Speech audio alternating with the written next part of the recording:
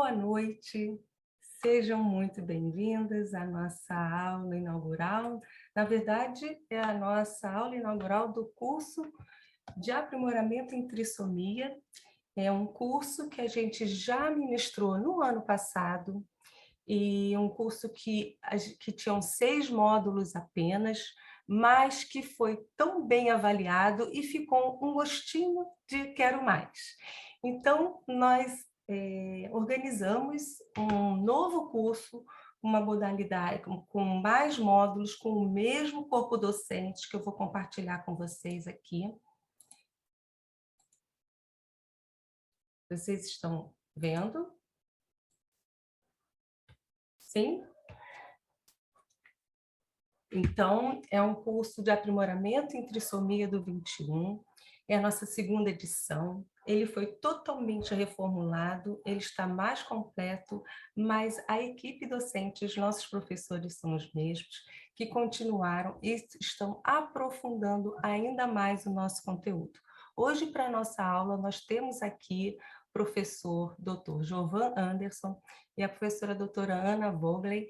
Muito obrigada por estarem aqui conosco, presentes, para cuidar um pouco desse conteúdo, passar um pouco desse conteúdo para os nossos alunos. E eu vou convidar o professor Jovan para falar um pouco sobre o nosso curso. Apresentar um pouco do nosso curso. Boa noite a todos, obrigado, Alegra, pelo convite, sejam todos muito bem-vindos. Para a gente é uma alegria enorme estar na segunda versão do nosso curso. Para quem não conhece, essa equipe de docentes que traz essa proposta é uma equipe que já trabalha com síndrome de Down desde 2013, então são mais de 10 anos de experiência trabalhando com essa população, através de projetos de pesquisa e extensão aqui de nossa universidade. Então, a gente está trazendo como proposta ampliada para essa segunda versão, alguns módulos de avaliação e diagnóstico e outros de intervenção, além de alguns módulos finais, onde a gente vai poder discutir com vocês estudos de caso e supervisionar demandas que vocês vão poder trazer para a gente estar estudando a estratégia e o planejamento, o plano de intervenção para esses atendimentos. Então, a nossa proposta é iniciarmos com o módulo de estimulação precoce, na comunicação de bebês com trissomia do 21, vai ser ministrado pela doutora Isabelle Caino. Esse módulo 1, ele tem como diferencial uma abordagem voltada também para os aspectos da multimodalidade, que são aspectos que não são discutidos nas academias, a gente não traz muito esse aprofundamento desses aspectos linguísticos, do gesto, do apontar, do olhar, que são aspectos iniciais do desenvolvimento da linguagem. Próximo. O segundo módulo seria de avaliação do sistema estomatognático, transtornos alimentares. Então, já é um ponto adicional aí de um olhar clínico que a gente precisa ter para os distúrbios alimentares pediátricos, né, que é um novo tema aí que vem trazendo um grande avanço dentro da área da fonoaudiologia. E na T21 a gente tem encontrado muitas crianças com essas necessidades, com esse olhar, para que a gente possa avaliar, saber direcionar a nossa intervenção nas funções orais já nesses primeiros dias de vida, né, dos bebês. O terceiro módulo seria de avaliação da linguagem oral.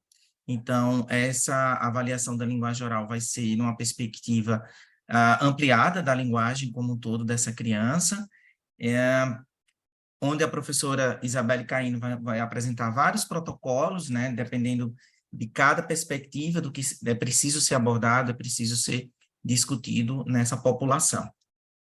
O módulo 4 vai ser com a doutora Ana Vogley, que vai estar aqui presente na noite de hoje também discutindo conosco. Vocês vão ver que a Ana Carla está trazendo uma perspectiva voltada para um diagnóstico diferencial, o que hoje a gente tem um leque enorme, né? Um outro olhar para essa fala, bem diferente do que a gente trabalhava há 10 anos com essa população com T21, porque hoje a gente tem aí os transtornos motores da fala despontando para esse olhar clínico. Próximo. A professora Marine Rosa, especialista, né, na área de audição e equilíbrio, e ela traz uma visão ampliada para as avaliações do sistema auditivo, principalmente do processamento auditivo central, que é outro parâmetro que precisa ser bastante investigado nessa população.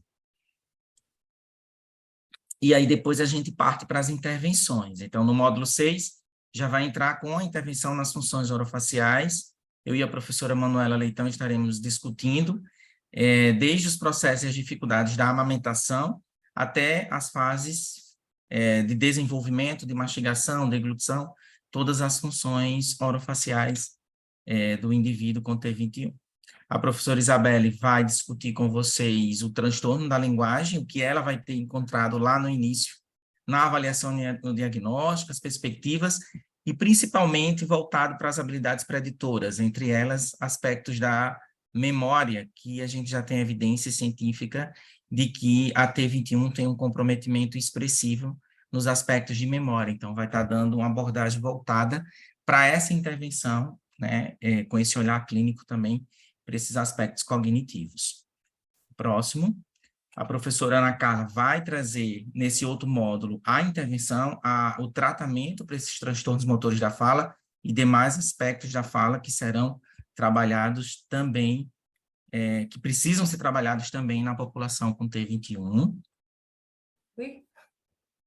A professora Marine vai trazer no módulo 9 já a intervenção com transtorno do processamento auditivo central, então como fazer um planejamento e como intervir com esse público. A professora Isabelle, no módulo 10, vai trazer a intervenção fonoaudiológica nos transtornos da leitura e da escrita, então, dessas crianças e jovens que conseguem desenvolver o processo de leitura, fazendo um diferencial entre letramento e alfabetização, e nessa perspectiva, aqueles que conseguem ser alfabetizados, o direcionamento clínico de como fazer essa abordagem para as dificuldades de aprendizagem e a estimulação da leitura e da escrita.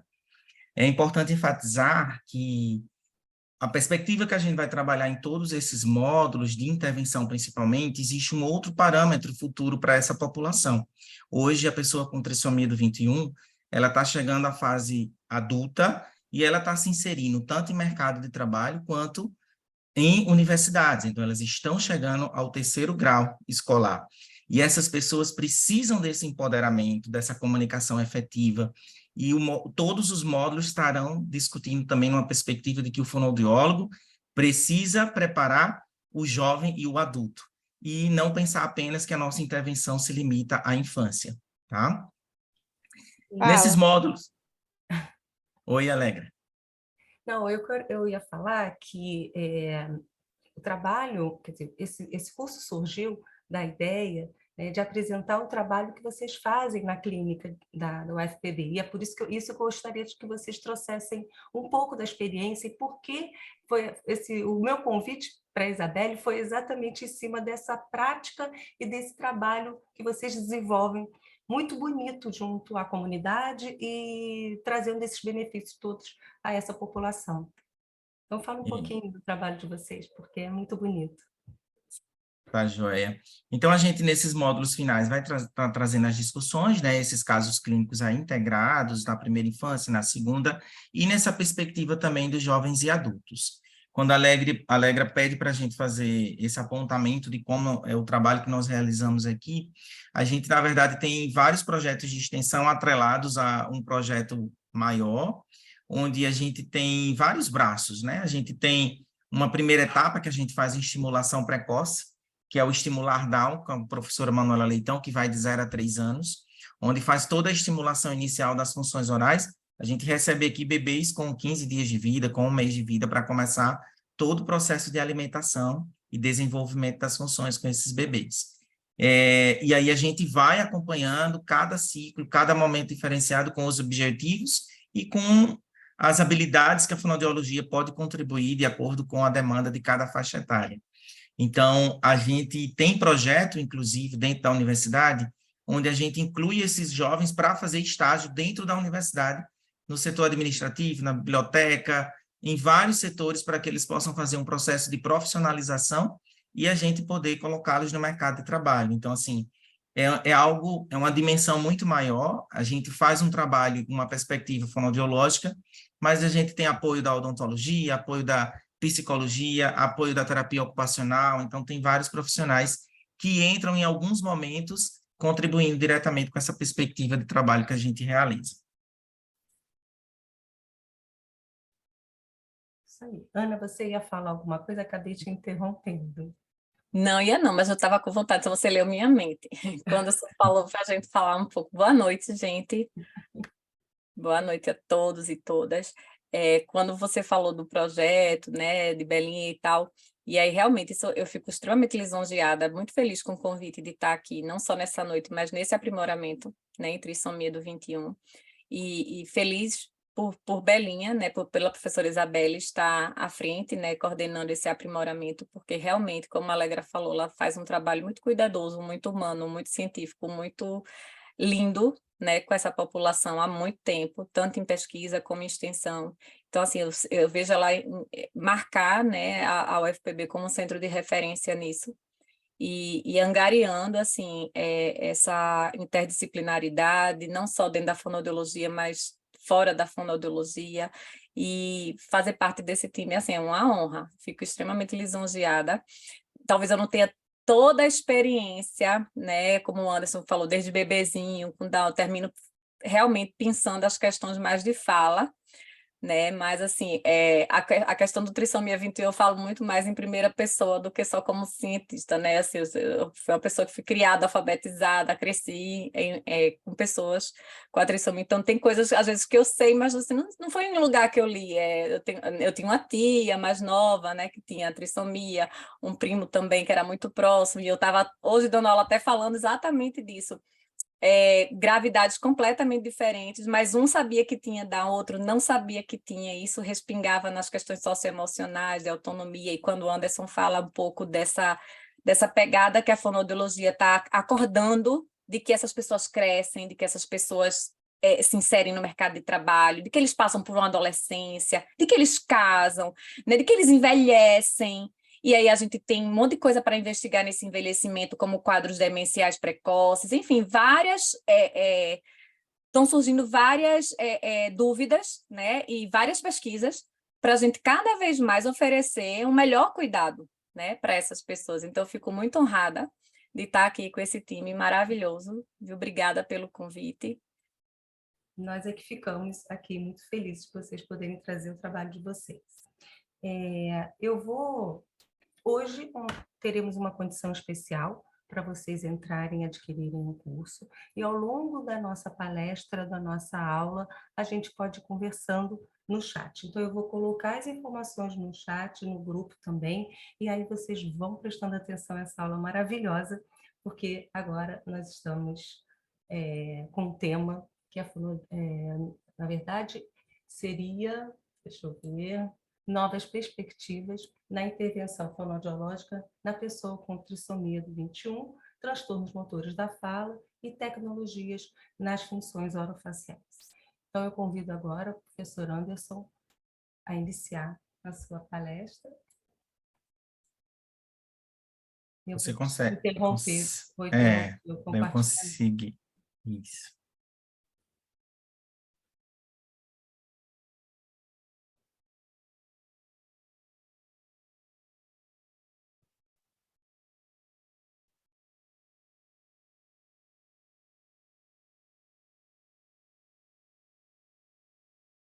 Perfeito. Consegui compartilhar. Sim. Bom, gente, então a gente vai trazer alguns pontos, né, de discussão para a noite de hoje, como a gente mencionou aí para vocês nessa fala inicial, a coisa é muito ampla, tem muita coisa para a gente discutir, muita coisa para a gente deixar de reflexão, para que a gente possa crescer e correr todo mundo atrás juntos, porque, na verdade, como a Ana Carla colocou, estão sendo descobertas, estão sendo aberturas de novas propostas de investigação, de campo de pesquisa, mas que a gente tem que estar atento e tem que estar trazendo para quem está na clínica, quem está na ponta, poder estar de alerta, né, para que a gente não continue ou limitando as nossas intervenções, o que não pode acontecer, e ampliando essa fonte de conhecimento que a gente precisa sempre.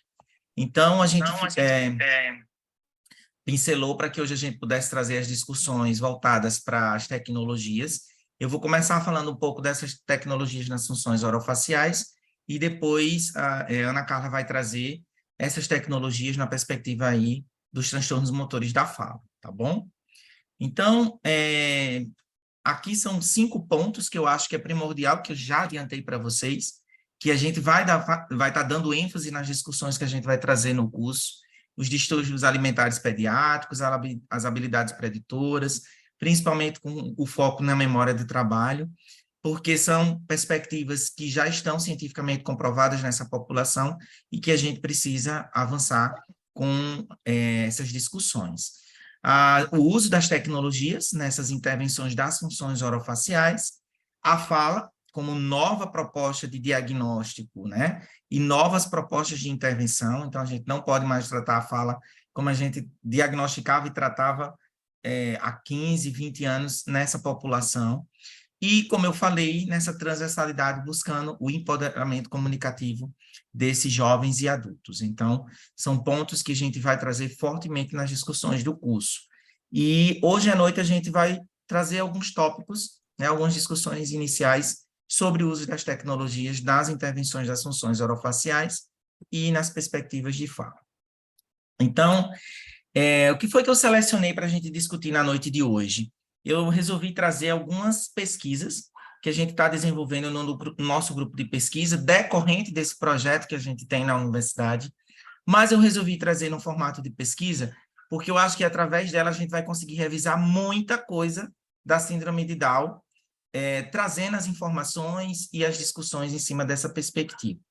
Então, a primeira delas que eu quero mostrar para vocês foi essa investigação que a gente fez com a eletroestimulação associada ao treino mastigatório na pessoa com T21, né? A pessoa com síndrome de Down. Isso foi um trabalho de conclusão de curso. Hoje é um dos artigos mais citados do meu currículo. Então, é um dos artigos, assim, a nível mundial, que traz sempre discussões. Acho que porque existem poucas pesquisas voltadas para essa população, e a gente precisa crescer nessa perspectiva, mas eu acho que, acima de tudo, porque foi um estudo que, pela primeira vez, estava se discutindo sobre a mastigação dessa população. Então, uma perspectiva que abriu bastante a visão desse todo. Então, a gente teve tanto um artigo publicado aí na revista Codas, que vocês podem ter acesso gratuitamente. Esse estudo ele ganhou prêmio no Congresso da Abramo, o 11º Congresso Brasileiro de Fonoaudiologia, de Motricidade Orofacial, e também gerou um capítulo de livro, nesse livro, discutindo casos clínicos em MO, né? Também produção da Abramo junto com a Pulso. A gente tem dados lá sobre a eletromiografia que foi realizada na pessoa com T21 antes e após esse treino mastigatório. Então, o que foi que a gente fez? Resumidamente, o nosso objetivo era verificar se a gente associando a eletroestimulação ao treino mastigatório na pessoa com T21, se isso ia trazer melhoria para as suas funções estomatognáticas. Então, a gente abriu um protocolo, propôs um protocolo de eletroestimulação, e no momento em que esse protocolo de eletroestimulação estava sendo aplicado, a gente ofertava o alimento para essa criança e esse jovem com síndrome de Down. A gente fez uma avaliação aplicando o AMI-OFF antes e depois e aplicando a eletroestimulação. Mas por que o motivo dessa pesquisa? Porque a gente sabe que na pessoa com T21 a gente vai encontrar uma flacidez generalizada dessa musculatura. Então, essa hipotonia que está presente traz para a gente uma hipofuncionalidade e uma hipomobilidade. Então, eles ficam também limitados de movimentos, né? Por quê? Porque essa musculatura ela não tem força, ela não tem capacidade para apresentar sua contração e seu relaxamento. Isso faz com que as estruturas do sistema estomatognático como um todo, elas não apresentem uma harmonia, uma postura adequada, um posicionamento adequado de língua, um vedamento de lábio, e aí ocorre uma desorganização desse sistema. Então, isso resulta em quê? Alterações na mastigação, porque aí os músculos temporal e masseter eles não apresentam contração suficiente, alteração na deglutição, porque esse lábio não sela, essa língua ela não se postura adequadamente, e aí tem uma forte tendência a desenvolver o quê? Alterações na respiração. A respiração oral vai entrar aí com força, buscando realmente esse espaço pela cavidade oral. Por quê? Porque está todas as portas abertas para que isso aconteça. Então, pensando nisso, por que é que a gente não poderia, né, como hipótese, trazer um instrumento a mais que ajudasse nessa contração da musculatura. A nossa percepção é que talvez a massagem que eu faço no dia a dia na minha clínica, no atendimento que eu realizo, não está sendo suficiente. Porque quando eu peço para essa população eles fazerem o exercício em casa, eles não vão seguir adequadamente os exercícios, porque cognitivamente, muitos deles não compreendem como é que esse exercício deve ser executado, e a gente, em alguns casos, não tem adesão da família, infelizmente, ou por tempo, que a família não tem para se dedicar e acompanhar nesses treinamentos diários, ou até mesmo porque algumas famílias também não conseguem executar da forma que a gente orienta. E aí, pensando nisso, a gente direcionou uma proposta de trazer a contração através da eletroestimulação para colaborar nesse processo de contração dessa musculatura. Então, a gente pensou em aplicar o protocolo AMIOF antes e depois, para poder avaliar essas estruturas e ter um parâmetro comparativo do antes e o depois.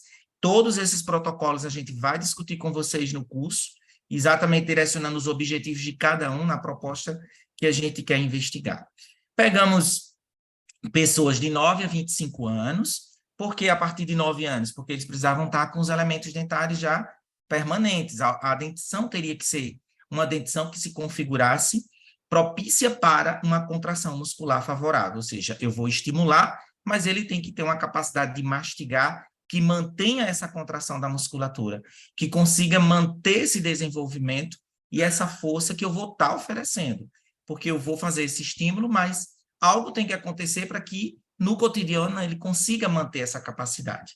Então, a gente teve que excluir aquelas pessoas que tinham alguma cardiopatia, porque a eletroestimulação, ela acelera o batimento cardíaco, então, como a trissomia do 21 tem muitos casos de alteração cardíaca, a gente teve que investigar bem esse aspecto, descartamos todos os jovens e crianças que tiveram alterações ou tinham alterações cardíacas. Muitos dos que participam do nosso projeto, eles são atletas, a gente tem aqui lutador de boxe, que faz capoeira, então esses atletas com certeza entraram na amostra porque tinham um coração forte para aguentar a mudança da eletroestimulação era muito pequena em comparação a todo o treino esportivo que eles realizam.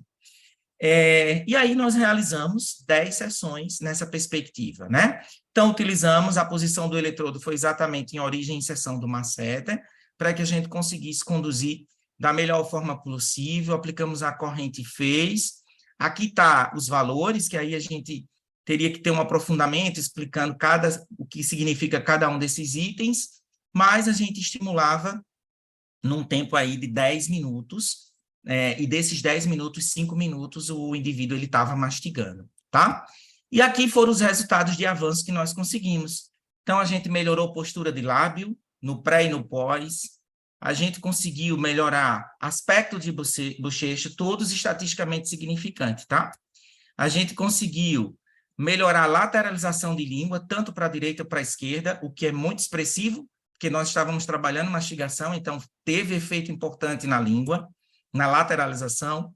A gente conseguiu organizar a respiração, e dessa respiração melhorando os parâmetros do comportamento do lábio durante a deglutição, sinais da musculatura facial também durante a deglutição foram eliminados, o que estava caracterizando uma deglutição atípica. Melhoramos a capacidade de mordida na mastigação, melhoramos o processo de trituração também na mastigação. Então, foram vários aspectos que foram melhorados com o uso dessa tecnologia. E a gente não mudou a proposta terapêutica, porque a gente trabalha treino mastigatório em todas as nossas sessões, a gente deve fazer isso. Só que a gente trouxe um componente a mais nessa terapia, adicionando a eletroestimulação como um direcionador, né, para dar mais contração nesse músculo. Então, a gente conseguiu melhorar aparência, posição postural, mobilidade dos lábios. No treino mastigatório, proporcionou selamento labial, propriocepção e correção da postura dos lábios. Também trouxemos posicionamento de postura e mobilidade de bochechas com aumento. O treino mastigatório trouxe mais estabilidade dos ganhos alcançados por meio da intervenção, né? E os músculos mastigatórios, principalmente os orbiculares da boca, músculo da língua, bucinador, todos esses tiveram mudança aí de comportamento, né? Apresentaram aspectos diferentes quando comparados os protocolos do pré e do pós. Nos padrões de mobilidade de língua, a gente encontrou melhora da lateralização aí para a direita e para a esquerda. Nos aspectos da respiração, postura de mandíbula, selamento labial, tudo isso melhorou o padrão também. Melhoria no comportamento dos lábios durante a deglutição, com selamento labial, diminuição de tensão. E na mastigação como um todo, melhorando a mordida, que passou a ser pelos incisivos. A trituração passou a ser bilateral alternado, que também não estava acontecendo. Então, vejam que a gente conseguiu trazer um direcionamento em apenas 10 sessões, que provavelmente, com o aumento dessa intervenção, os ganhos seriam ainda maiores, né? Então, foi possível perceber que a eletroestimulação associada ao treino mastigatório trouxe resultados estatisticamente significantes para a pessoa com trissomia do 21, e aí melhorando todos os padrões nos scores lá do AMI-OFF, né, do protocolo das funções do sistema estomatognático, tá? Então, esse foi o primeiro estudo para a gente perceber a relação dessa tecnologia, e nós estamos iniciando, inclusive vamos começar esta semana a rodada dessa nova pesquisa. Então, quando tivermos no curso, a gente já vai ter resultados e dados novos para vocês sobre ela, que é mastigação também, só que dessa vez a gente está relacionando com a fotobiomodulação. Então, a gente vai aplicar o laser no masseter e no temporal, e vamos verificar, através dessa aplicação do laser associada ao treino mastigatório, quais são os ganhos que a gente vai ter aí nessa população. Só que aí a gente não vai trazer só a fotobiomodulação. Percebam que vão ter várias tecnologias associadas. A fotobiomodulação ela vai entrar como uma ferramenta de intervenção, mas vão ter muitas outras tecnologias como ferramenta de avaliação do pré e do pós. Então, a gente vai buscar o foco principal em cima da disfunção mastigatória dessa população. Serão pessoas acima de 14 anos nessa amostra. Vamos focar, depois da aplicação do laser, um treino mastigatório, né, com a intervenção fonoaudiológica, como terapia de MO, após a aplicação da fotobiomodulação. Então, essa fotobiomodulação vai ser com o laser de baixa potência, porque ela pode ser com o laser ou com o LED, mas a gente vai usar o laser. É um recurso extremamente fácil de se manusear, ele não é invasivo. A gente vai trazer no curso também discussões sobre essas tecnologias e a aplicação delas. A gente vai discutir, a gente vai propor, né, a aplicação, no caso dessa musculatura, vão ser aplicações vermelha e infravermelha, dependendo do momento, a gente vai fazer uma variação dessas luzes. E o foco principal do objetivo terapêutico da dose da fotobiomodulação vai ser para desempenho muscular. Então, a gente propõe aumentar o desempenho muscular para melhorar a mastigação. O objetivo vai ser analisar os efeitos desse treino mastigatório isolado e associado à fotobio. Como é que vai ser isolado e vai ser associado? É porque a gente vai ter um grupo controle e um grupo efetivo e um grupo placebo. A gente tem aqui na universidade, a gente em parceria com Sávio, que é a pessoa da fotobiomodulação, que eu acho que muitos de vocês devem conhecer. Sávio Bastos, ele conseguiu para a gente, por Comodata, um empréstimo no equipamento em que ele vem com todas as funções da fotobiomodulação, mas ele não irradia, ele não tem o galho. Então, ele vai acender, vai apitar, vai fazer tudo, mas não vai estar irradiando. Então, esse vai ser o equipamento placebo, tá? E aí, nem os pesquisadores vão saber qual é o equipamento que funciona e que não funciona. Só quem sabe sou eu. Então, todas as meninas lá do mestrado que vão estar aplicando, elas vão estar à cega na intervenção, porque o que a gente quer é trazer exatamente a evidência científica se funciona, se não funciona, né? Então, vamos seguir com todos às cegas. E aí a gente vai poder comparar esses objetivos aí, tá? Só que para mensurar se vai ter ganho ou não, a gente vai trazer outras ferramentas, outras tecnologias, além da fotobiomodulação.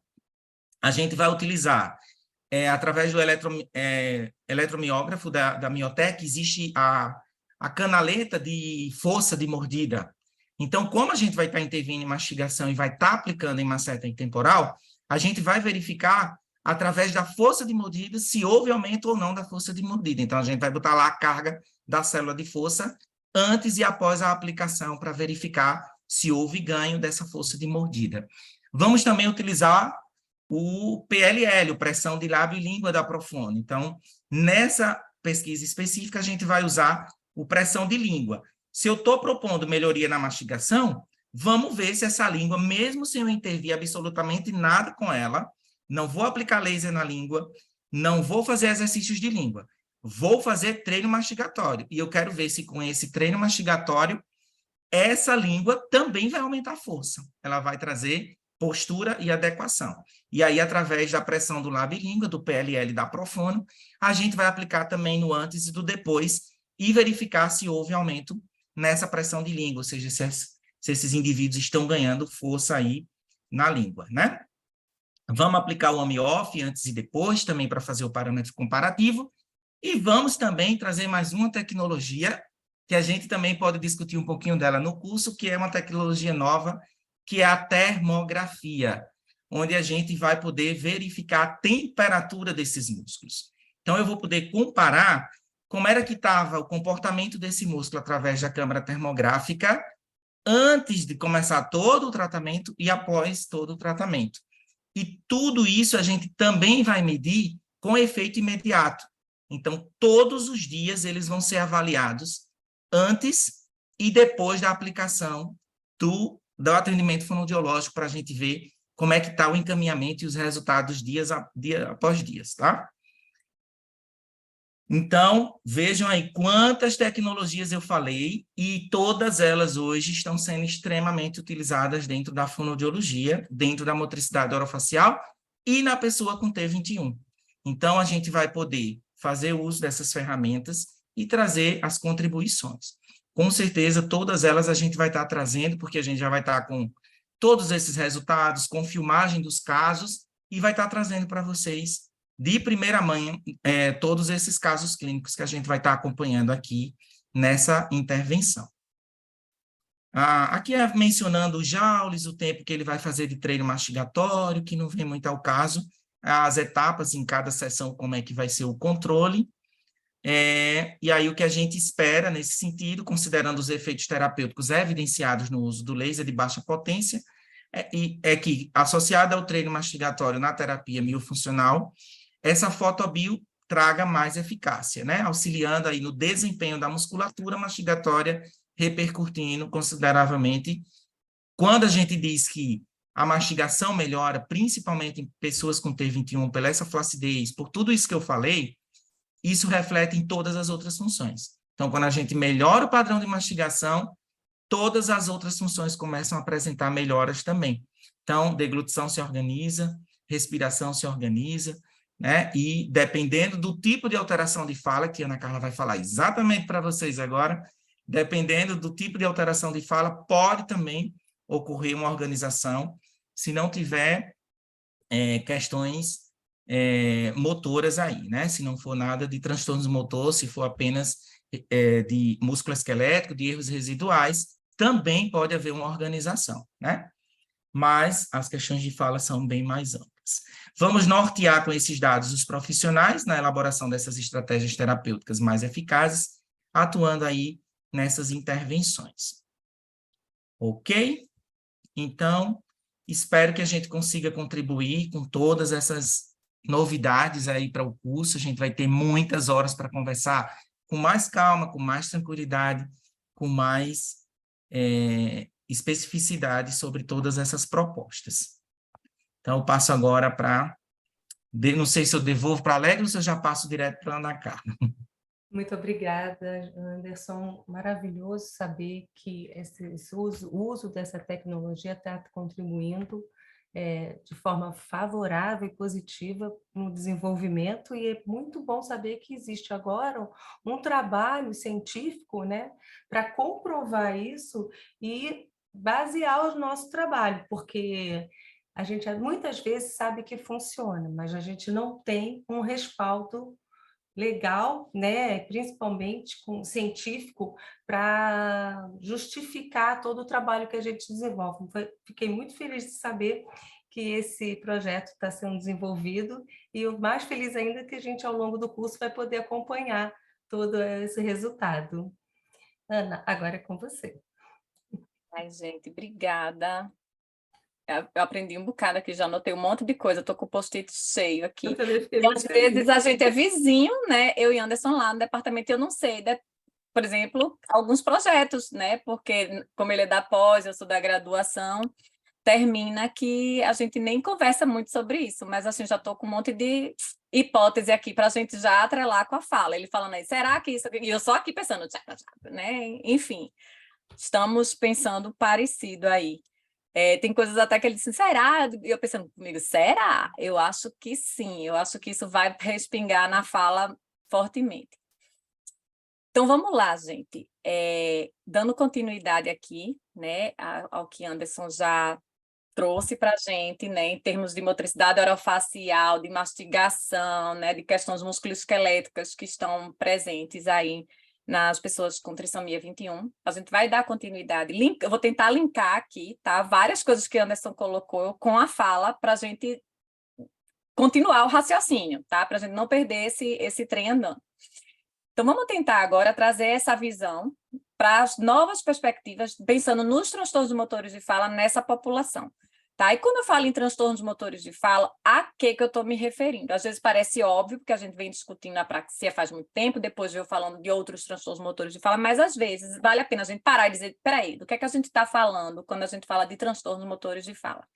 A palavra motor, né? Motor é de movimento. Transtornos motores de fala são aqueles transtornos dos sons da fala em que a produção da sequência desse movimento, né, dos sons da fala, desses movimentos, ela está prejudicada, quer seja por planejamento, programação ou execução afetada.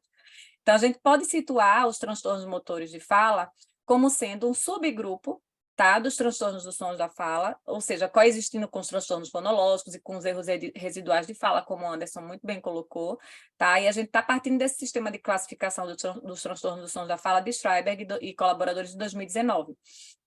A partir desse artigo de Schreiber de 2019, a gente já tem a noção de que os transtornos motores de fala, eles podem afetar planejamento e programação, como é o caso da apraxia de fala na infância, né, que desde 2007, no relatório técnico, né, do Comitê Ad Hoc da ASHA, a gente já tem isso muito bem difundido, mas que não foi em 2007 que também foram difundidos os outros transtornos motores de fala, que são a disartria do desenvolvimento infantil, o atraso motor de fala, tá? Isso é coisa mais recente. A gente pode pensar de 2014 para cá que começaram a surgir. E, por último, foi a disartria do desenvolvimento que a gente ainda está, né, validando esses marcadores. Então, vamos lá. Essa falha no controle motor de fala, que gera o que nós chamamos de transtornos motores de fala, pode afetar planejamento e programação. Quando isso acontece, nós temos um problema congruente com a apraxia de fala na infância. A gente ainda pode ter apraxia com disartria. E aí eu tenho planejamento, programação e execução. Eu posso ainda ter um problema em que eu tenho uma imaturidade no meu controle motor de fala, tá? Eu não tenho esse refinamento motor, e é o que a gente chama de atraso motor de fala, que é tido como uma falha de execução, tá? De imaturidade. A disartria também é considerada uma falha de execução, mas há controvérsias, tá? Eu gosto muito de uma autora sul-africana chamada Anita van der Merwe, e ela defende que na disartria do desenvolvimento há tanto falhas na execução como na programação, mas de fato a disartria não chega a afetar planejamento como na apraxia. Então, resumidamente, de que transtornos motores de fala a gente está falando? Do atraso motor de fala, da disartria do desenvolvimento ou disartria infantil e da apraxia de fala na infância, que também pode coexistir com a disartria, e por isso são 4 subgrupos. E lembrando que esses transtornos motores de fala, eles são transtornos dos sons da fala, que por sua vez são transtornos da comunicação, que por sua vez são transtornos do neurodesenvolvimento. Por que essa confusão, Ana? Porque eu posso chamar disartria e apraxia em outro bloco do DSM-5, por exemplo, adquirida.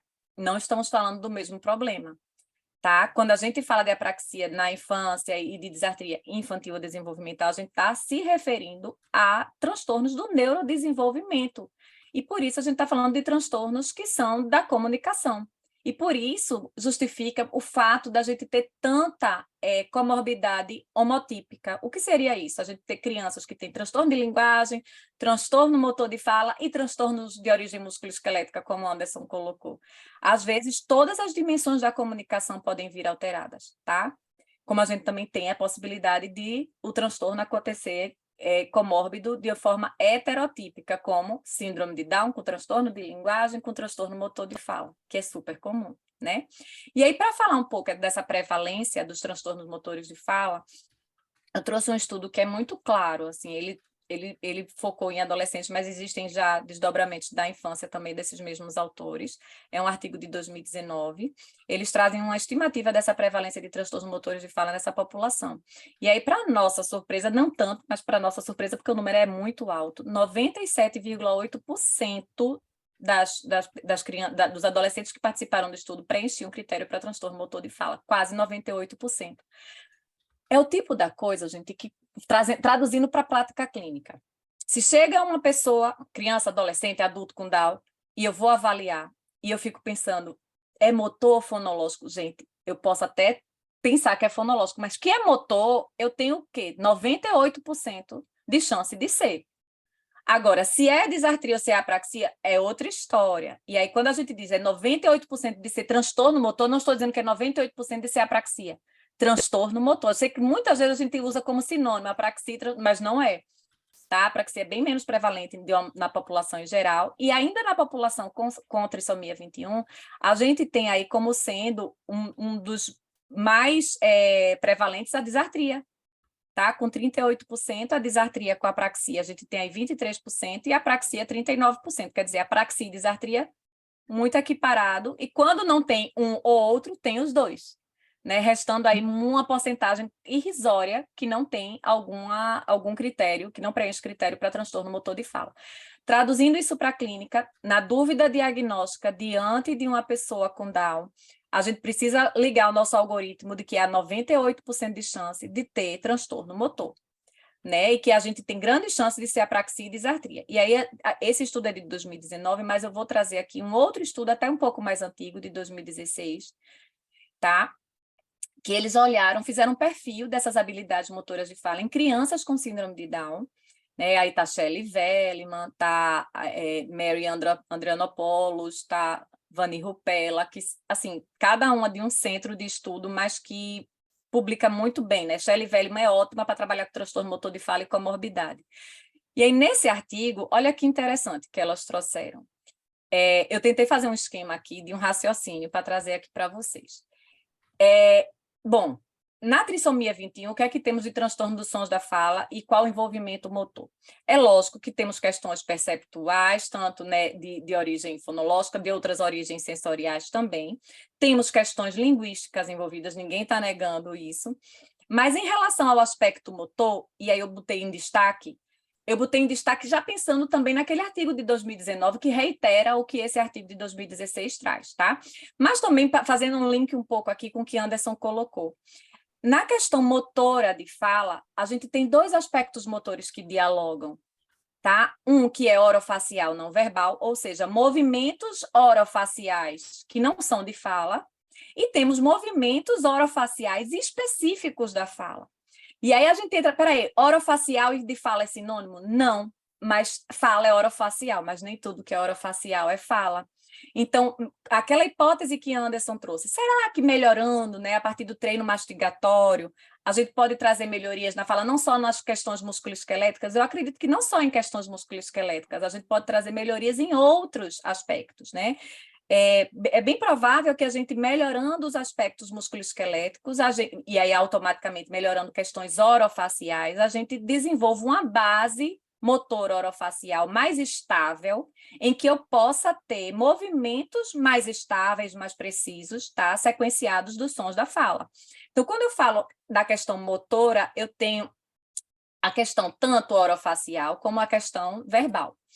E aí, pensando nos aspectos orofaciais, só para amarrar um pouco com o que Anderson trouxe, trazendo para o aspecto verbal da fala, a gente vai pensar nessa redução da cavidade oral, né, nessas alterações do sistema estomatognático, nas alterações articulatórias, e toda vez que a gente tenta chamar articulatório, a gente faz menção ao fato da gente produzir sons não necessariamente coarticulados, tá, mas sons isolados, e isso é muito mais do ponto de vista orofacial mesmo, do sistema respiratório, do sistema fonotório, e aí, nessa população, como eu tenho todas essas alterações articulatórias, né, de outros subsistemas, além do de fala, a gente tem uma tendência a ter um transtorno dos sons da fala também de origem musculoesquelética.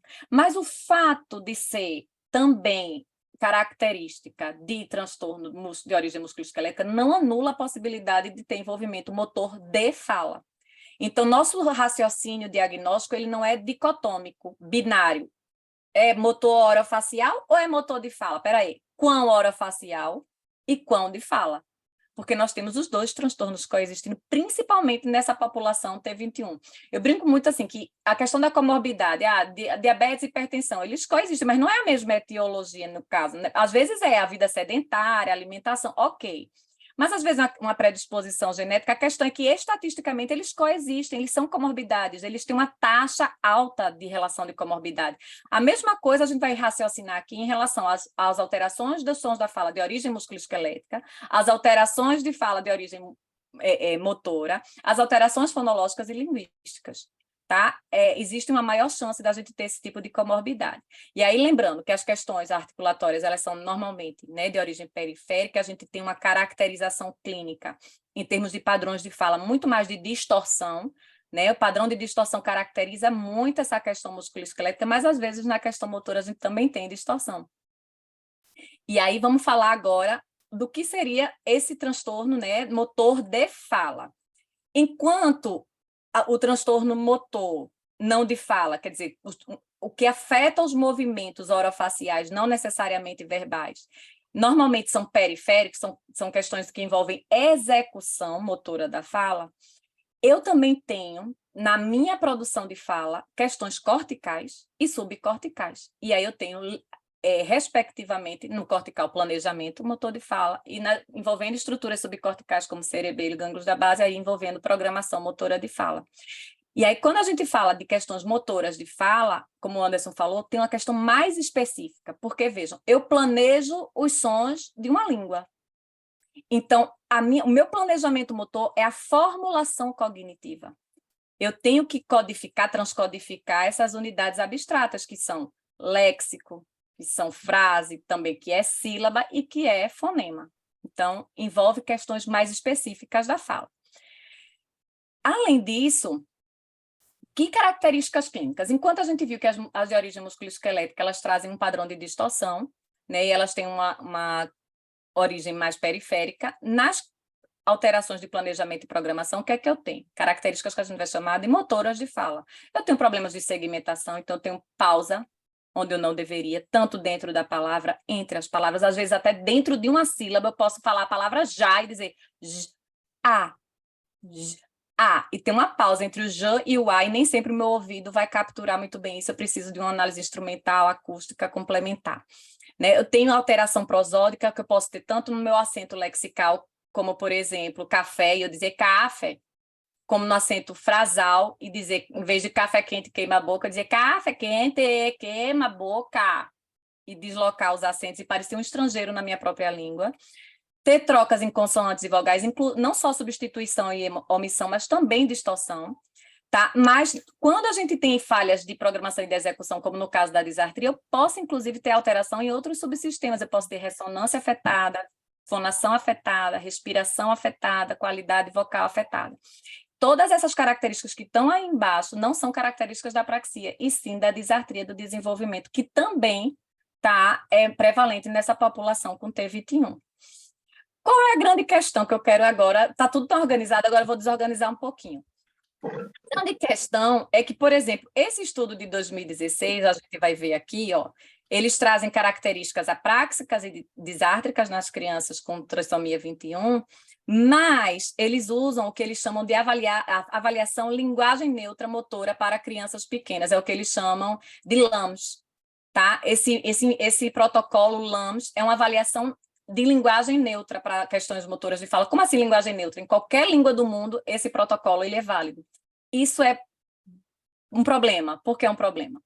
Porque quando a gente se depara com isso aqui, eu posso cair, tá, na minha ingenuidade de acreditar que o problema naquela criança é puramente ou músculo-esquelético ou associado a uma questão motora de planejamento e programação, e desconsiderar os aspectos linguísticos. E planejamento motor de fala está relacionado, eles se interagem bidirecionalmente, planejamento e léxico, planejamento e fonologia. Então, os aspectos linguísticos, eles estão envolvidos. E muitas vezes essas avaliações, a gente não faz uma avaliação específica da fala. E aí a gente tem um problema de transcodificação, por exemplo, se for um problema mais de planejamento, desconsiderar esses aspectos linguísticos é um problema, tá? Só para chamar a atenção para isso. E aí, a gente tem aquela tríade da nossa intervenção. E aí, a gente vai ter que se policiar aqui. Bom, a gente viu que as questões musculoesqueléticas, elas existem, que as questões motoras de fala, sejam apráxicas, disárticas, existem nessa população, mas eu também ainda tenho questões linguísticas, fonológicas também, porque fonologia é língua, né? Então, a gente não vai tomar partido aqui de dizer, a terapia da terapia de fala na trissomia 21 é articulatória, é contrastiva perceptual, é motora. Uma coisa a gente sabe, 98% preenche critério para transtorno motor, que é motor, que eu vou precisar incorporar princípios de aprendizagem motora de fala na minha terapia de fala, eu não tenho a menor dúvida. Mas eu não posso desconsiderar a possibilidade de fazer um treino articulatório quando necessário, e de linkar com questões fonológicas contrastivas e até mais corticais, como frases e léxico, de uma maneira mais ampla. E aí, para a gente não reduzir, não usar como sinônimo terapia motora com terapia articulatória. Qual seria uma diferença? Hoje eu estava dando supervisão de estágio à tarde e trouxe justamente essa dúvida, de que eu vou levar essa questão para de noite. Se eu ensino uma criança a produzir um som isolado, a minha terapia ela está bem congruente com a terapia articulatória tradicional. Então, se eu digo para uma criança, para falar o s de sapo, você fala com sorriso. Na perspectiva articulatória, ok. Na perspectiva motora, nananina, não. Por quê? Porque eu não só falo sã em sapo, eu falo suco também. E como é meu sã em suco? Já é bicudo. E aí, olha só, a aprendizagem motora, quer dizer, os aspectos motores de fala, eles não são somente articulatórios, eles são coarticulatórios. E coarticulação implica em antecipação de planos motores. E aí, gente, não tem como eu ver essas unidades segmentadas, elas são encadeadas. É que nem andar, eu não posso dar um passo e nivelar os pés, outro passo e nivelar os pés. Eu preciso fazer isso aqui, para ser fluente na marcha, né? Mesma coisa na fala, senão eu vou estar segregando, tá? Mas a gente não vai, hora nenhuma, dizer que a terapia motora não olha para questões articulatórias no sentido de abordagens ascendentes, porque às vezes a criança que vai dizer suco, ela não consegue dizer esses sons isolados. E aí eu vou precisar fazer uma terapia articulatória? Mas eu vou precisar fazer essa terapia articulatória já preparando os meus planos de movimento para diferentes contextos coarticulatórios, tá? E o que isso implica na nossa terapia? A gente viu aqui implicações diagnósticas, né, da questão da comorbidade, que o raciocínio não é binário, a gente vai ver no módulo de avaliação instrumentos e raciocínio clínico para esse diagnóstico diferencial, a gente vai ver quais são os marcadores de disartria, os marcadores de apraxia de fala na infância, os marcadores de atraso motor de fala, e quando a gente vai considerar que os dois coexistem numa criança só, então a gente tem o PROCAD, que foi publicado por Eugene Siegel em 2022, ano passado, e a gente vai discutir justamente esse perfil diagnóstico que Eugene Siegel trouxe. Mas isso respinga muito também na minha terapia, lógico, nas tomadas de decisão que eu tomo na minha terapia. E aí, bom, se eu tenho um transtorno motor de fala, a minha terapia obrigatoriamente precisa contemplar a base motora. Então, se eu falo de atraso motor de fala, disartria do desenvolvimento e apraxia de fala na infância, eu não tenho outra alternativa a não ser optar por uma terapia motora. Agora, se vai ser só motora, é outra história. Posso fazer motora coarticulatória e fonológica, motora coarticulatória, fonológica e linguística mais abrangente. Isso vai depender dos fenômenos que eu encontro na minha avaliação. Mas uma implicação forte na nossa clínica é que a dose aumenta. Eu preciso de 3 a 5 sessões individuais por semana. A frequência da terapia aumenta. E eu preciso incorporar princípios de aprendizagem motora de fala. E aí, que bom que eu trouxe esse esquema, porque quando eu escutei Anderson falando dessa coisa ao longo da vida, eu vi que a gente estava sintonizado na mesma frequência nesse rádio, né? Esse ano, no mês passado, tá? De julho, teve a conferência internacional, que no caso é nacional, porque é para eles lá, né? Da Praxia Kids, que foi no Texas, e tanto Ruth Stockel como Julia Casey, ano passado, nessa conferência, trouxeram esse raciocínio ao longo da vida, tá? Dos transtornos motores de fala, e a gente cada vez mais buscar entender que demandas um bebê que tem alto risco para transtorno motor de fala traz de intervenção, que demandas a criança na idade pré-escolar traz, que demanda na idade escolar, que demandas eu tenho no adolescente com transtorno motor de fala. E aí eu vou trazer uns spoilers aqui, já que Anderson trouxe as tecnologias, eu trouxe uma também dando um spoiler bem legal, tá? E na vida adulta, e por que não no idoso? Elas não botaram idoso, eu trouxe aqui tal qual elas trouxeram, mas eu ainda fiquei pensando, e por que não no idoso? Porque eu já atendi idosos, né, com vários transtornos do neurodesenvolvimento e síndrome de Down. E às vezes eles até ficam idosos até um pouco antes do que a idade cronológica para ser estabelecido como idoso. Isso é uma questão também a se discutir, né? Mas isso implica necessariamente na minha tomada de decisão que eu vou buscar alvos que são motores de fala. E aí eu não vou trabalhar ações isoladas, eu não vou ativar fonema somente. Quando eu falo terapia motora de fala, eu estou falando de movimentos da fala, é a coreografia da fala. E essa coreografia, eu preciso ter uma unidade mínima nessa hierarquia prosódica, que é a sílaba, porque é a única unidade que eu tenho mínima de coarticulação. Porque dentro da sílaba eu tenho 2 fonemas coarticulados, e eu preciso ter coarticulação na terapia motora. Eu costumo muito dar o exemplo de que na minha, por exemplo, terapia motora de fala, quase nunca eu consigo fazer sentada, nem eu nem a criança. Eu prefiro fazer terapia motora subindo e descendo escada, andando. Por quê? Porque esse movimento não me deixa estacar, não me deixa partir. Faz com que a criança perceba que esse movimento ele é encadeado. Tá? Então, às vezes, eu nem sento numa mesa para jogar com a criança, às vezes eu fico só me movimentando, tá? Com essa criança, porque o que está em jogo na terapia motora de fala é essa movimentação. Claro, eu não preciso estar movimentando meu corpo para movimentar o que eu preciso para fala, é verdade, mas às vezes cognitivamente eu preciso, porque aí as minhas circuitarias motoras elas vão sendo acionadas, tá?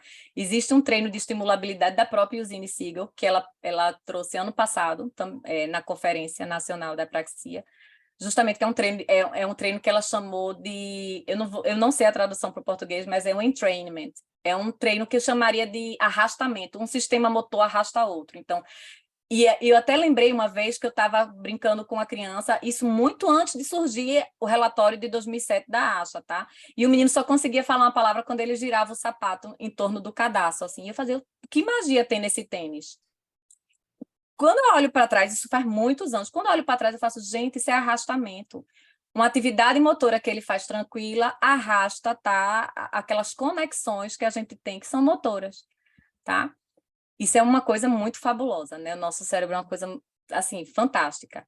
E aí, o que é que isso torna a minha tomada de decisão eficaz? Quando eu digo, bom, vai ser a terapia motora de fala, mesmo que seja junto com a articulatória, com outra abordagem fonológica, que é o que a gente vai chamar de uma terapia híbrida, mas eu vou usar princípio de aprendizagem motora para aquisição, retenção e transferência dessas habilidades motoras adquiridas para outros alvos não treinados. E isso vai respingar nas minhas decisões clínicas, tipo, que estímulos, que alvos. Não vou ter muitos alvos, vou ter poucos, com muita repetição. Eu não vou usar apenas o raciocínio fonológico, mas a hierarquia motora de fala para decidir planos motores, porque meus objetivos são motores de fala nessa terapia. As condições de prática, então, a gente vai ver no bloco, né, no módulo de intervenção dos transtornos dos sons da fala, a gente vai ver quais são as condições de prática que a gente manipula conscientemente para ter mais aquisição, para aumentar a retenção, para aumentar a transferência nessa aquisição motora. Que pistas eu dou? Pistas visuais, né, pistas multimodais visuais, auditivas, táteis, proprioceptivas, gestuais, enfim, gráficas. Que pistas eu dou? Às vezes eu brinco até que pista olfativa, pista gustativa pode ser bem-vinda, né? Uma vez eu levei num piquenique um limão para fazer isso, ó. Jura, Ana, que você botou uma criança para chupar limão? Juro, gente, faz parte da experiência sensorial e motora, essa retração que o limão azedo faz. É isso que eu quero que sua boca faça. É isso aí que você fez quando chupou limão. Então, quando chupar limão, você vai dizer... na perspectiva articulatória, depois a gente vai botar mais coisa aí, tá? E dando feedback para a criança. Então, a gente vai ver todas essas 4 bases que são fortíssimas para a gente aplicar, incorporar princípios de aprendizagem motora na terapia motora de fala. Pensando na população com trissomia 21 e pensando nas crianças que também trazem comorbidades comportamentais, por que não? Que às vezes tem. Às vezes nós temos uma criança que tem trissomia 21, tem TEA e TDAH. Esse combo, quem nunca, não é? Então, é o combo. É plausível a gente ter, né, uma constelação de transtornos do neurodesenvolvimento. Então, todas essas crianças que trazem comorbidades ou que são graus mais severos de transtornos motores de fala vão trazer um impasse terapêutico, que a gente vai ver isso bem com calma no módulo, tá, gente? Eu estou passando aqui só para ilustrar um pouco o que é que a gente vai discutir. Nem sempre a minha criança está pronta para a minha terapia motora de fala. É verdade, gente. Não vou mentir. Ela precisa ter contato visual, ela precisa ter intenção. Às vezes eu preciso fazer um pré-teste fonético antes da fase de treino, que é justamente esse treino de estimulabilidade que Eugene Siegel, ano passado, chamou de entrainment. Às vezes eu vou precisar de um plano de manejo comportamental para crianças com comportamentos mais desafiadores. Às vezes eu vou ter que explicar para a criança a tarefa, porque às vezes ela não faz porque ela não entendeu o que é que eu estou pedindo dela. Tá? E aí a gente vai ver que existem programas terapêuticos que fazem pré-prática e prática. Eu gosto muito desses programas, prática, crianças que têm questões de comorbidade do neurodesenvolvimento.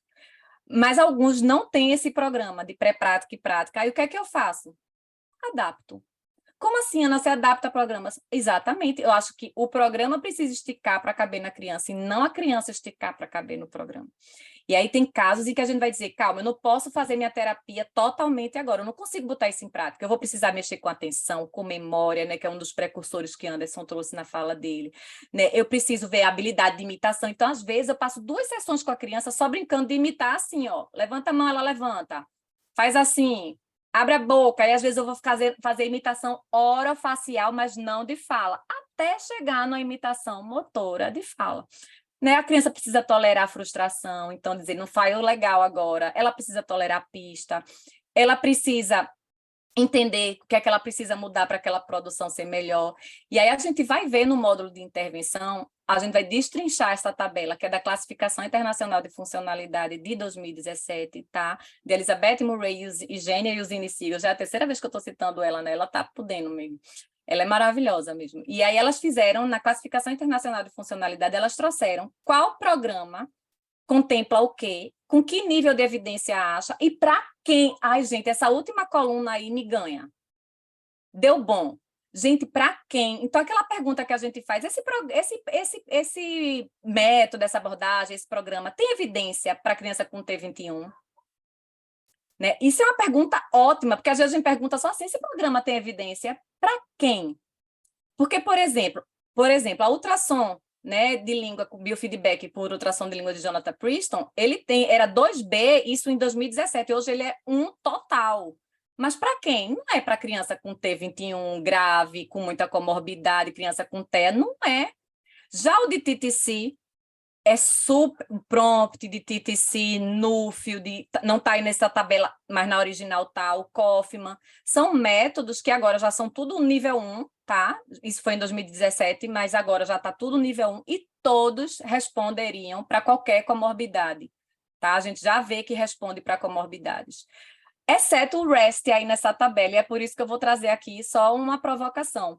O REST, a gente diz assim, mas Ana, é para criança foi testado 4 a 12 com esse nível de validade para apraxia idiopática. Então, por exemplo, se você vai fazer uma criança ou um adolescente com apraxia e disartria com T21, não é indicado. Não é isso. Pode ser que nessa população ele não atinja esse grau de eficácia.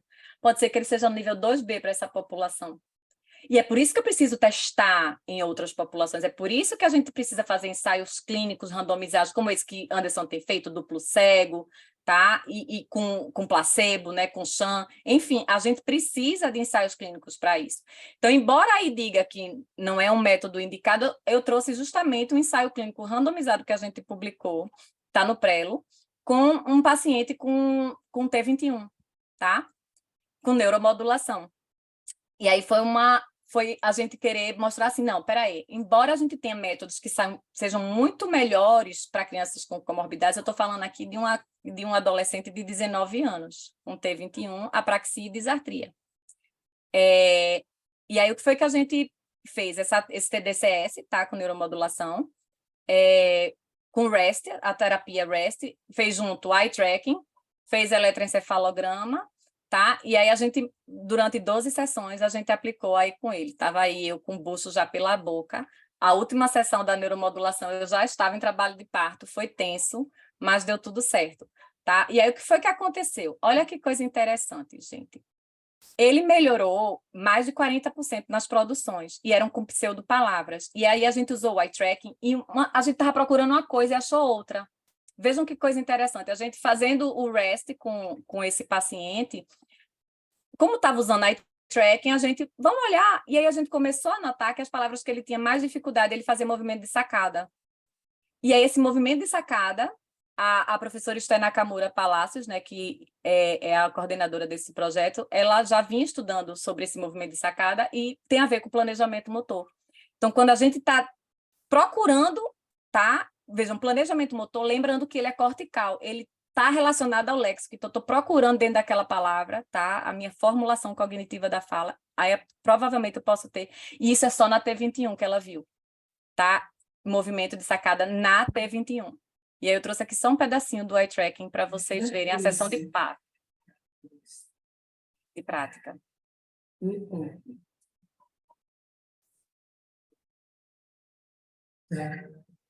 Perceberam a segmentação? FUTAB. FUTAB.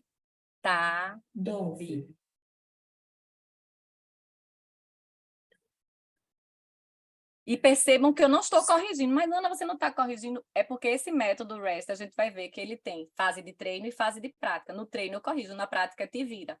No final só faço dizer, de tantas você acertou tantas. Ou eu coloco feedback aleatório e dou em umas palavras e não dou em outra. Eu começo dando 80% até dar 20%. E aqui já era um treino que eu já estava dando menos, tá? Mas percebam, que aí a gente monitorando o olhar, a gente viu que tinha movimento de sacada quando ele ia produzir algo que ele falhava em planejamento. Tá? Então, isso como o Anderson falou, são tecnologias que vão sofisticando o nosso olhar, que muitas vezes a gente não percebe determinados movimentos. E quando a gente fala de movimentos dos sons da fala, a gente tem uma relação orofacial muito grande. E não só orofacial com boca e face, mas até mesmo com olhos. E aí, quando eu vejo assim, estudos surgindo, inclusive com outros movimentos corporais, eu faço, agora está chegando perto de onde eu acredito, porque falar, a gente não fala com a boca, gente. A saída é pela boca, mas a gente fala com o corpo, a gente fala com os olhos, a gente fala com o cérebro, né? A gente fala com o corpo inteiro, inclusive quem planeja essa fala é o cérebro, né? Então, o resultado final acontece na boca. E aí, gente, eu queria só trazer essa provocação de que, às vezes, a gente sabe que alguns métodos encaixariam melhor para T21. Verdade, quando a gente está falando de pré-escolar e escolar. E para aqueles adultos e adolescentes com T21? Será que eu vou ficar usando de TTC com um menino de 19 anos? Posso até usar 1 ou 2, 3 semanas, mas o que é que eu vou fazer com aquele refinamento? O REST pode surgir aí como uma forma de sofisticar. Eu posso até entrar, por exemplo, ele já poderia tentar usar a ultrassom de língua. Então, por mais que a gente veja alguns métodos dizendo, não, mas aqui não é validado, não tem muito com essa população. Ok, não tem para a população, mas com que idade a gente está falando? E por que a gente não vai ver, né, se traz? Então, embora de TTC, Nuffield, Kaufman, Prompt, eles caibam melhor na população com T21, vamos deixar bem claro aqui, pré-escolar e escolar. Mas a gente tem adolescentes e adultos que podem muito bem usar ultrassom, sim, que podem muito bem usar eletropalatografia, que podem muito bem usar o REST, tá? Para que a gente não se limite, porque a própria tabela gerada pela Classificação Internacional de Funcionalidade, ela deixa muito claro que foi aquele nível de evidência para aquela população, mas não quer dizer que eu não possa fazer ensaios e adaptar. Tá? Ano passado eu vi uma apresentação de trabalho linda na Conferência Nacional, acho que foi Ruth Stockel, que apresentou, eram crianças com muitas comorbidades, tinha com síndrome de Down também que ela levou, foram 3 crianças, mas eram muitas comorbidades. E aí ela dizendo, eu tive que escolher de TTC ou REST, ela fez, eu não quis optar. eu botei os dois num só. E aí todo mundo ficou, como assim os dois num só? Eu usei a agenda do REST, mas com palavras funcionais, como o de TTC, fiz uma junção dos dois, e isso é muito saudável. A partir do momento em que eu gero evidência interna, outra pessoa gera evidência interna e a gente constrói evidências científicas. Mas aí é aquela velha questão, é prática baseada em evidências, é tudo que a gente quer, mas a gente também precisa de evidência baseada em prática. Porque senão é só a academia falando para a clínica. E a clínica falando para a academia? Cadê? Que seria evidência baseada em prática. Então, para provocar um pouco vocês também a pensar um pouquinho fora dessa caixinha, tá? Claro, baseado em evidências, sim, mas não precisa ser cartilhado, tá? A gente usa aquilo como um pano de fundo e faz o que que a gente pode, né? Como esses raciocínios que Anderson foi tecendo aqui. Será que esse treino mastigatório, que melhorou, né, movimentos orofaciais, melhorou respiração, melhorou vários outros subsistemas, que impacto a gente pode ter na fala? Né? Mesma coisa em relação, peraí, melhorando as questões musculoesqueléticas, né? Será que eu melhoro a fala? Veja, não é uma melhoria de tratamento direto, não foi um tratamento motor de fala, mas é algo que colabora, que participa daquela melhora. Então, por mais que a terapia motora seja protagonista, nesse caso, do transtorno motor de fala, a terapia motora de fala seja protagonista, a gente tem várias outras terapias que vão ajudar a melhorar, estabilizar planos de movimento de uma maneira geral, né? Esses vetores de movimento, porque, na verdade, para a terapia motora de fala, a gente é Beyoncé, né? A gente é coreógrafo, a gente trabalha com vetor, vertical, horizontal, antero-posterior, infero-superior, mas são planos de movimento, né? E é muito prazeroso a gente trabalhar com isso, a gente vai conseguir ver aqui no módulo tanto questões de avaliação como de terapia, pensando nesses aspectos motores, e vai ser muito legal, vai ser muito bonita essa troca, gente. Já estou com a aguinha na boca aqui. Era isso, né? Tentei ser breve para falar tanta coisa, mas tem coisas que a gente vai esmiuçar com calma aí nos módulos, tá? Hoje é só uma apresentação, um sobrevoo, né? Um sobrevoo no que a gente vai ver. Maravilhoso, inclusive, porque você trouxe um apanhado geral e principalmente fez a gente refletir em cima do porque muitas vezes a gente, como você mesmo falou, existe uma linha de raciocínio que a gente acaba seguindo, mas não necessariamente a gente precisa seguir, não é isso? A gente Uhum. pode fazer Isso, a gente baseia em evidências, mas a gente evidências é diferente de diretrizes, né? O que é uma diretriz? Por exemplo, nascer uma criança cuja mãe não acompanhei o pré-natal, aí o obstetra tem que pingar nitrato de prata. Mas, se a criança nasceu e eu acompanhei o pré-natal e eu sei que não tem doenças sexualmente transmissíveis nessa mãe, eu vou pingar nitrato de prata para causar uma conjuntivite alérgica nesse bebê? Não. Então, a diretriz é uma coisa, a diretriz é em massa. A prática baseada em evidência ela é personalizada para aqueles fenômenos que a gente está acompanhando miudinho. E a gente precisa ter diretrizes, obviamente, mas a gente também tem evidências, né? E isso é uma alquimia para quem faz ciência, para quem trabalha com decisões clínicas, né? E para quem está na clínica também, porque, vejam, quem está na clínica consome essas evidências e aplica no dia a dia. Né? Só que também quem está na clínica também precisa imaginar que ela também está produzindo um tipo de evidência. Se juntar tudo ali que ela está fazendo, no final das contas, né? Às vezes o pessoal pergunta, tal método funciona? Tem evidência? Eu digo, você já usou? Já? Em quantas pessoas? Funcionou? Então, vocês têm a resposta melhor que eu. Pode ser que esse método tenha evidência de eficácia internamente na população que é a sua clientela. Qual é a sua clientela? Descreve ela para mim. Né?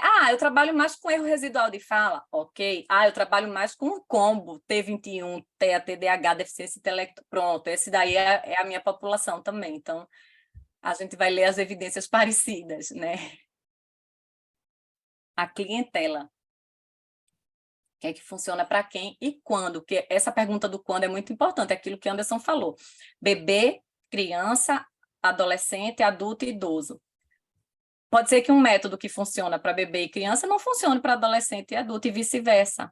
Então, não é só que funciona para quem, funciona para quem quando, ao longo da vida, no lifespan, qual é o momento em que aquele método traz uma eficácia bacana ali, saculeja, né, essa fala.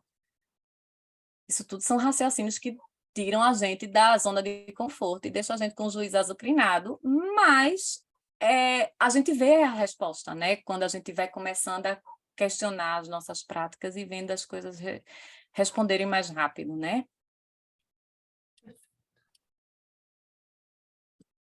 Eu já estou cheia de ideia para fazer aqui com o Anderson Viciano, se for TPRA. Pensando nesse treino mastigatório aqui. Vamos fazer umas medidas de fala nesses antes e depois para a gente ver, porque pode ser que respingue.